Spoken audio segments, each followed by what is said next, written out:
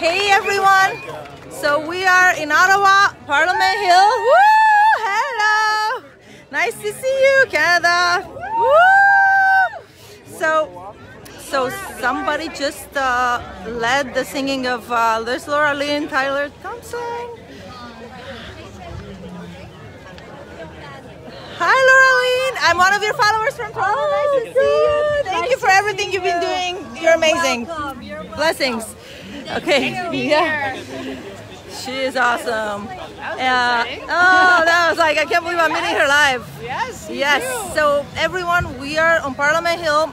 Now there is another gathering happening at Confederation Park, but I see people have already started setting up.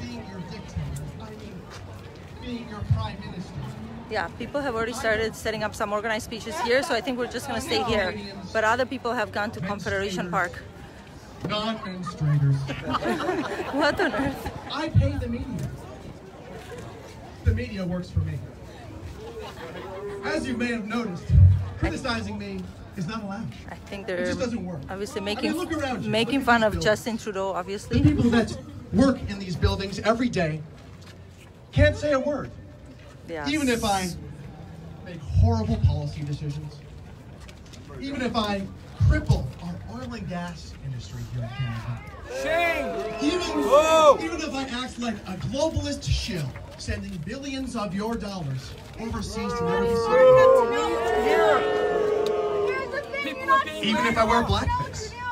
Somebody's making Can't fun. believe I got away with that one. Did you write that in crayon? But you can't criticize me because your reputation. We are or your in career Ottawa, Parliament will Hill. cease to There's a big exist. freedom rally Because happening. I own the media, as I said. Somebody's obviously making fun And of the Trudeau right headlines now. tomorrow, I'm sorry to say, are going to say horrible things about every single one of you. See, as you people stand up for what's right, you see, while you make sacrifices of your reputation and your livelihood, I make backroom deals to line my pockets with your money. And if it wasn't clear, it's because I'm a pompous, out-of-touch Laurentian elite who holds absolute disrespect and contempt for every single one of you. That's the truth. Yeah. Only the truth. Now, the other reason that I am here, other than to call you brave Canadians racist conspiracy theorists, I want to show you what real change is all about. See, given the recent events, I want to tell you how much I care about black people. I care so much about black people that I paid my public relations company millions of dollars to prepare this statement. I, Justin Trudeau, care about black people. Je me suis de noir. Thank you. I ended racism. You're welcome.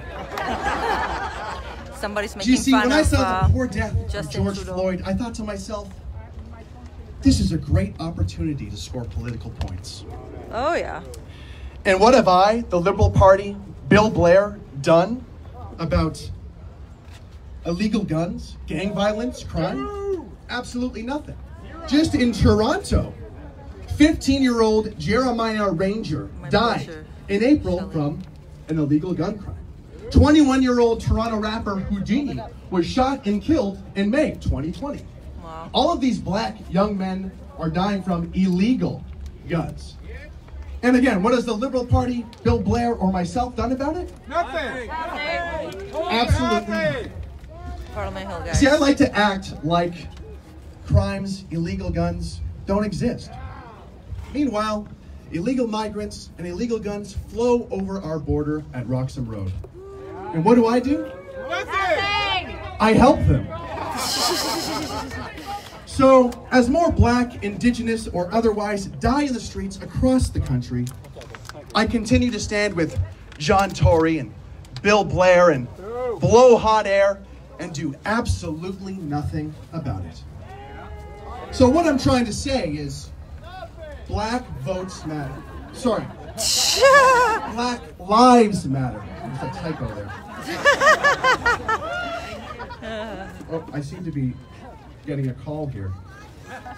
This guy is obviously making fun of Trudeau.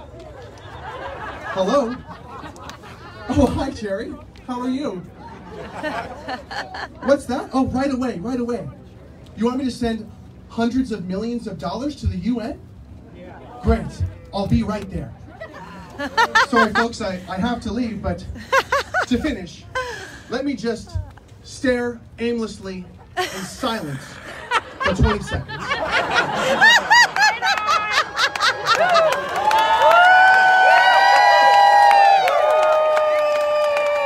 I gotta go. Oh my God! What about his socks? Woo! All socks matter. That was a very appropriate impression of Trudeau. Yeah. Yeah, rainbow socks. All colors matter. Yeah. You know. Hey everyone. So once again, we are in Ottawa, Parliament Hill, and oh, I know that man was. I fucking hate this thing. Woo! Happy Canada Day to all you patriots. We have a lot of great speakers today. Woo! Gonna go over a couple housekeeping items very quickly. I don't know who this gentleman Of course, is. Do you know be who he respectful. is? Some people are wearing masks, so it's your mask, your choice, and just be respectful of people's space. Number two, of course, this is a peaceful protest. Okay, it is hot, and let's face it, a lot of us might be kind of hot-headed given what's going on in this country. But let's, keep cool heads, celebrate, and most importantly, let's have fun. This is Canada Day. And of course, a special thanks to the Ottawa Police and the Parliament Protection Services. Let's give them a round of applause as well.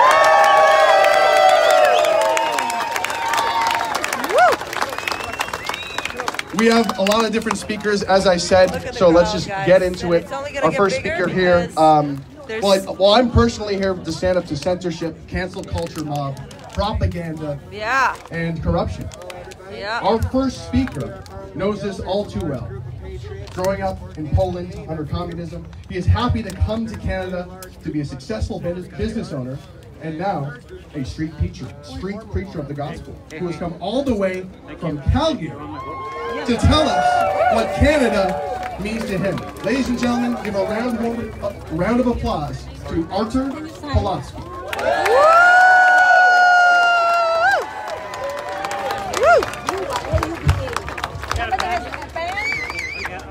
Well, thank you so much for coming. Your coming here is proving that Canada is not lost. And as long as they are patriots, they're willing to stand up and fight, it's not all lost. Yes. We need to grow in numbers. I come from communism, Poland. I grew up under socialism. People were arrested for nothing, thrown in jail, beaten by the police. And in 1981 and 82, I've seen the power of unified Poland during the solidarity, and I've seen what we can do as people if we will only unite. It started small, insignificant. In the eyes of the enemy, we were nothing. But it grew. Because the patriots were rising up, and finally they said, after many decades of oppression, they said, no more. Yes. We will fight. We will stand up for the sake of our children. I emigrated here because Canada was promising me something. It was promising me freedom. It was promising me bread. It was promising me what my old country refused to give it to me. I remember the meeting in embassy in Greece. And the man said, come, we want young people, we want business people. No one will ever hunt you down because you're a Christian. But since then, I was arrested many times, not because I was violent, not because I was robbing banks, not because I was beating people, because I dared to feed the poor and preach the gospel right here in Canada. And I say no more to those people. We are not their slaves. That's right. They are our servants. That's right. We pay their salaries. See, communism and socialism, they thought that the rest of the society are the slaves for them. But finally, in 81 and 82, Polish people had enough. Now Poland has the best democracy on the planet Earth. And growing up under this craziness, I'm telling you, you have the power to change your country. You have the power. And you don't need guns, you don't need machine guns, you need only one thing, to unite, and you need God on your side. I was invited here to speak as the first, so as a pastor, as a preacher, I'm going to remind you what made this country great. Today we came to celebrate a birth of a nation under one God, the God of Abraham, Isaac, and Jacob, the God of the Bible, the Word of God. On December 1866, the fathers of the Confederation were assembled discussing the terms and conditions of Confederation and drafting of the British North America Act. There had been considerable discussion that day before and many suggestions as to what the new United Canada should be called. And no conclusion had been reached. The next morning, as was Sir Tully's custom, he was one of the founding fathers. He read the chapter from a Bible. And particular morning, he read Psalm 72. When reading verse 8 of the said psalm, it said, "He shall have dominion also from sea to sea." The thought occurred to him, what a splendid name to give Canada. When he went back to the sitting of the convention that morning, he suggested the word dominion, which was agreed to, and Canada was called the Dominion of Canada. A letter signed by John A. Macdonald explained to Queen Victoria that the name was a tribute to the principles that earnestly desired to uphold. You see, we have to understand that this country was great for certain reasons. And if we remove the foundation of this country, everything else follows. I was a businessman. I was a builder. And as a builder, I'm telling you, if you touch the foundation, I don't care how beautiful is the structure, everything else will crumble. It will crumble, yeah. On July 1st, 1867, MacDonald was the first to lay his hand upon the Bible and be sworn in as a member of the Privy Council, followed by George Cartier.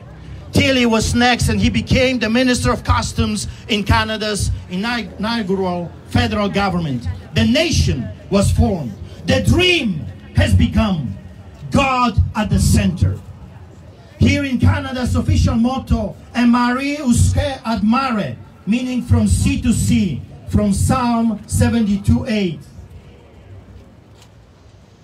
Hallelujah! He shall also have dominion from sea to sea and from the river unto the ends of the earth. Those that formed this nation with a promise to love and to stay true to the God of the Bible. If we will forget what built this country, we don't have a future. Canada's coat of arms shows a ribbon